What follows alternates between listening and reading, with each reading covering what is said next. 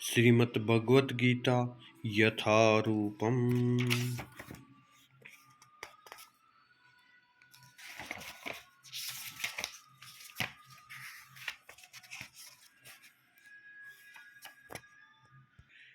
कुरुक्षेत्र के युद्ध स्थल में सैन्य निरीक्षण। धर्मक्षेत्रे कुरुक्षेत्रे समवेतायुयुत्सव मामकाः पांडवाश्चैव किम कुर्वत संजय। धृतराष्ट्र ने कहा, हे संजय, धर्म भूमि कुरुक्षेत्र में युद्ध की इच्छा से एकत्र हुए मेरे तथा पांडु के पुत्रों ने क्या किया।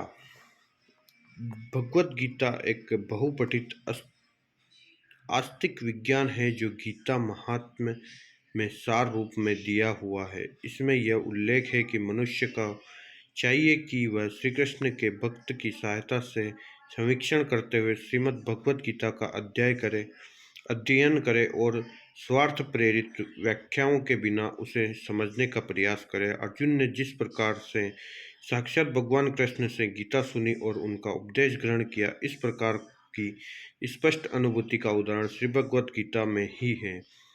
यदि उसी गुरु परंपरा से निजी स्वार्थ से प्रेरित हुए बिना किसी को भगवत गीता समझने का सौभाग्य प्राप्त हो तो वह समस्त वैदिक ज्ञान तथा विश्व के समस्त शास्त्रों के अध्ययन को पीछे छोड़ देता है। पाठकों को श्रीमद् भगवत गीता में न केवल अन्य शास्त्रों की सारी बातें मिलेगी, अपितु ऐसी बातें भी मिलेगी जो अन्यत्र कहीं उपलब्ध नहीं है। यही गीता का विशिष्ट मानदंड है। स्वयं भगवान श्री कृष्ण द्वारा साक्षात उच्चरित होने के कारण यह पूर्ण आस्तिक विज्ञान है। महाभारत में वर्णित धृतराष्ट्र तथा संजय की वार्ताएं इस महान दर्शन के मूल सिद्धांतों का कार्य करती है। माना जाता है कि इस दर्शन की प्रस्तुति कुरुक्षेत्र के युद्ध स्थल में हुई, जो वैदिक युग से पवित्र तीर्थ स्थल रहा है। इसका प्रवचन भगवान द्वारा मानव जाति के पथ प्रदर्शन हेतु तब किया गया जब वे इस लोक में स्वयं उपस्थित थे। क्षेत्र शब्द सार्थक हैं क्योंकि कुरुक्षेत्र के युद्ध स्थल में अर्जुन के पक्ष में श्री भगवान स्वयं उपस्थित थे। कौरवों का पिता धृतराष्ट्र अपने पुत्रों को विजय की संभावना के विषय में अत्यधिक संदिग्ध था। अतः इसी संदेह के कारण उसने अपने सचिव से पूछा, उन्होंने क्या किया। वह आश्वस्त था कि उसके पुत्र तथा उसके छोटे भाई पांडु के पुत्र कुरुक्षेत्र की युद्ध भूमि में निर्णयात्मक संग्राम के लिए एकत्र हुए हैं। फिर भी उसकी जिज्ञासा सार्थक है। वह नहीं चाहता था कि भाइयों में कोई समझौता हो। अतः वह युद्ध भूमि अपने पुत्रों की नियति, भाग्य, भावी के विषय में आश्वस्त होना चाह रहा था। चूंकि इस युद्ध को कुरुक्षेत्र में लड़ा गया था, जिसका उल्लेख वेदों में स्वर्ग के निवासियों के लिए भी तीर्थ स्थल के रूप में हुआ है, अतः धृतराष्ट्र अत्यंत भयभीत था कि इस पवित्र स्थल का युद्ध के परिणाम पर न जाने कैसा प्रभाव पड़े। उसे भली भांति ज्ञात था कि उसका प्रभाव अर्जुन तथा पांडु के अन्य पुत्रों पर अत्यंत अनुकूल पड़ेगा, क्योंकि स्वभाव से वे सभी पुण्यात्मा थे।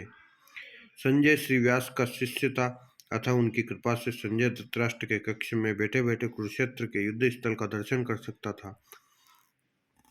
इसलिए धृतराष्ट्र ने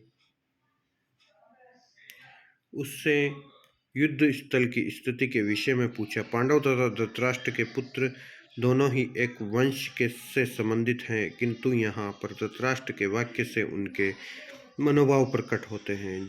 उसने जानबूझकर अपने पुत्रों को कुरु कहा और पांडु के पुत्रों के वंश के उत्तराधिकार से विलग्न कर दिया।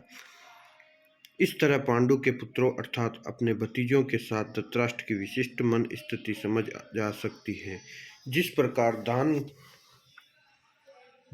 धान के खेत से अवांछित पौधों को उखाड़ दिया जाता है, उसी प्रकार इस कथा के आरंभ से ही ऐसी आशा की जाती है कि जहाँ धर्म के पिता श्री कृष्ण उपस्थित हो, वहाँ कुरुक्षेत्र रूपी खेतों में दुर्योधन आदि धृतराष्ट्र के पुत्र रूपी अवांछित पौधों को समूल नष्ट करके युधिष्ठिर आदि नितांत धार्मिक पुरुषों की स्थापना की जाएगी।